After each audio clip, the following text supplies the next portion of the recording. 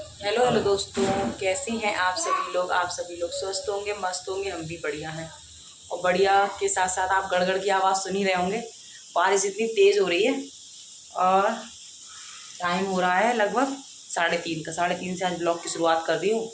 बारिश इतनी तेज़ हो रही है, एकदम चमचमाती हुई बारिश हो रही है। गड़गड़ गड़गड़ गड़गड़ गड़। तो मैं उठी सो के, बच्चे भी उठे तो कह रहे मम्मी भूख लग रही, कुछ बना लो। तो मैंने सोचा बारिश भी हो रही है तो मैंने कहा चाय बनाती हूँ, साथ में पोहा बनाती हूँ, क्योंकि कुछ और बनाऊँगी टाइम लगेगा। पोहा जल्दी बन जाता है, तो बस अब मैं पोहा बनाऊँगी। एक बार मैं आपको बारिश दिखाती हूँ कितनी तेज़ी से हो रही है।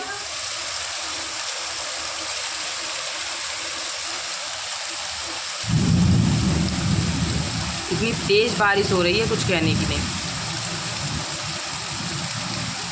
तैयारी होने लगी इधर पोहा बनने की। इधर चाय तो हमारी बन भी गई है, आप देख रहे हो एकदम कड़क वाली चाय बन गई।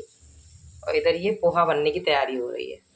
बस नाश्ते की प्लेट लगा के तब करेंगे नाश्ता। आपकी भी प्लेट लगाएंगे, अपनी भी लगाएंगे, हम साथ में मिलके करेंगे।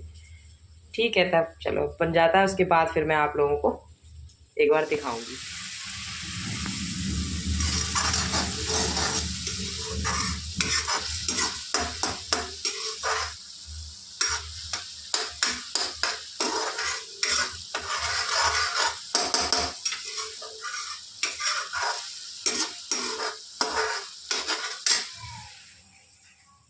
हाँ, कल पानी बहुत बढ़ गया था ना रात में, 8.2 का लीटर हो गया था।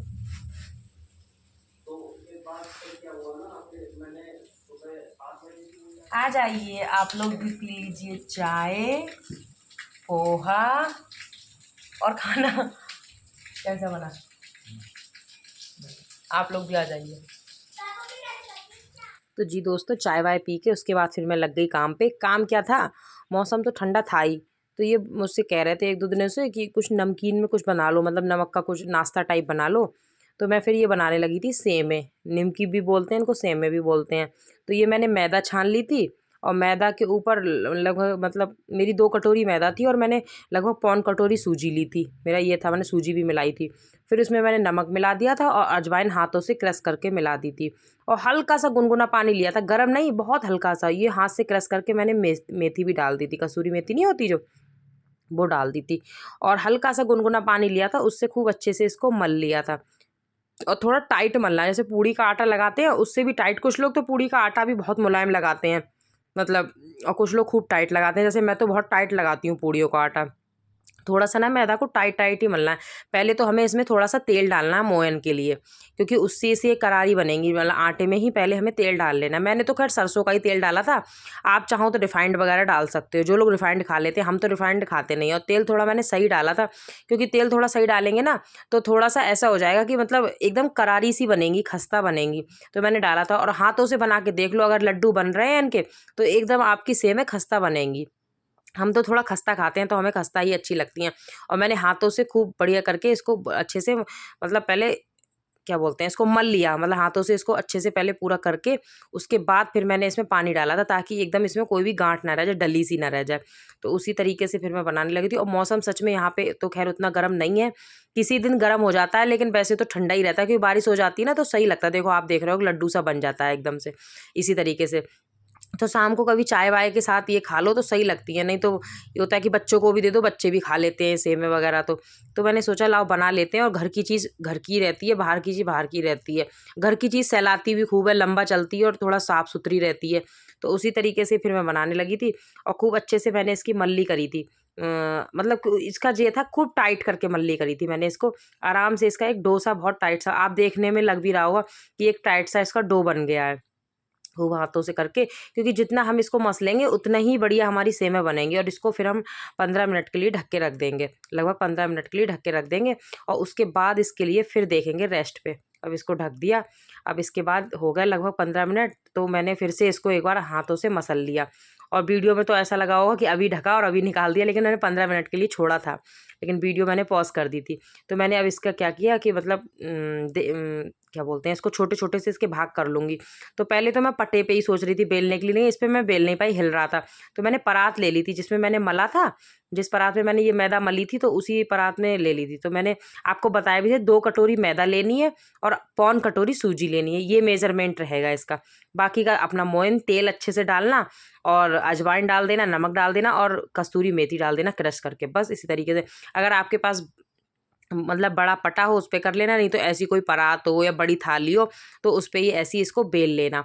और ना बहुत पतला ना बहुत मोटा, थोड़ा सा तो पतला ही रहेगी, बहुत ज़्यादा मोटा तो नहीं करेंगे क्योंकि बहुत ज़्यादा मोटी हो जाएंगी सेमें तो अच्छी नहीं लगेंगी। हालांकि आपको इसी से देखने से अंदाज़ा आ रहा होगा कि मैंने इसको कितना मतलब पतला रखा है।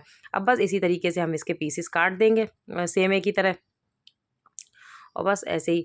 और अच्छी बनी थी, एकदम करारी करारी बनी थी और बहुत टेस्टी बनी थी, सबको पसंद आई थी, मेरे बच्चों को भी पसंद आई थी, इन्हें भी पसंद आई थी और मतलब सभी को, हम सबको भी पसंद आई थी।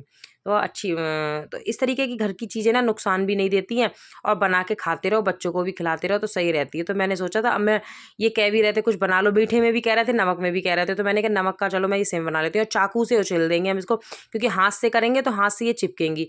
तो चाकू से इसी तरीके से करके फिर हम इसको अलग अलग कर देंगे और इसी तरीके से मैं सारी बना लूँगी सेमें। और थोड़ा सा टाइम तो लगा ही था, लेकिन बनी, जब चीज़ कुछ भी काम करो और अच्छी बनती है ना तो एकदम मेहनत सफल हो जाती है। और उसके बाद हम क्या करेंगे, कढ़ाई में तेल दे देंगे।